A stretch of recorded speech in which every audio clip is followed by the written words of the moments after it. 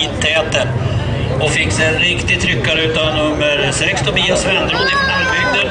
Och 4 åker av så det visslar om med Svenderod uppe i täten.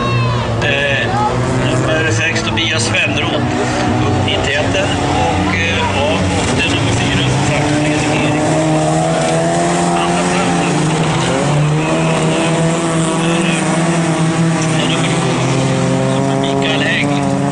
Nummer 7 Marcus Karlsson. Och allra sist med svängande dörr. Och vi får en teknisk flagg på startnummer 4. Det är Fredrik Eriksson från Skillingaryd. Han som åkte med dörren öppen och det svängde riktigt. Så teknisk flagg på nummer 4. I täten fortfarande nummer 6.